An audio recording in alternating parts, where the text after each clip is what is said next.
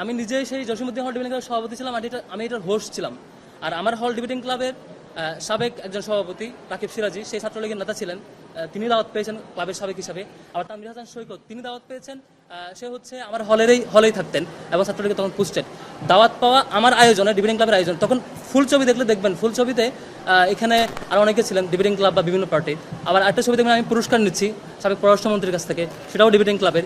আরেকটা ছবি দেখবেন আমি সৈকতকে ফুল দিচ্ছি, সেটাও ডিবেটিং ক্লাবের। যখন সৈকতের ছাত্রলীগের যখন সে সময়ের কমিটিটা হয়, কমিটি হওয়ার পরে দেখবেন যে হলগুলোতে বা সব জায়গায় বাঁধন, ডিবেটিং ক্লাব, কুইজ সোসাইটি সহ অন্যান্য যে সংগঠনগুলো থাকে, সামাজিক সংগঠন, এই সামাজিক সংগঠনের পক্ষ থেকে সাধারণত তাদেরকে ফুলের শুভেচ্ছা দেওয়া হয়। এটা খুবই স্বাভাবিক। আপনি এই সিঙ্গেল ছবির ব্যাখ্যা পাবেন গ্রুপ ছবির অ্যানালাইসিস করে। মানে আমার গ্রুপ ছবিতে, ফুল দেওয়ার গ্রুপ ছবিতে বাকি যারা ছিলেন আমার পাশে, তাদেরকে জিজ্ঞেস করবেন যে ছবিটা কিসের, তারাই রিপ্লাই দিবে যে আমরা কবি জসীমউদ্দিন হল ডিবেটিং ক্লাবের পক্ষ থেকে গিয়েছিলাম, পক্ষ থেকে এটা সৌজন্য সাক্ষাৎ ছিল। আশা করি ছবির উত্তর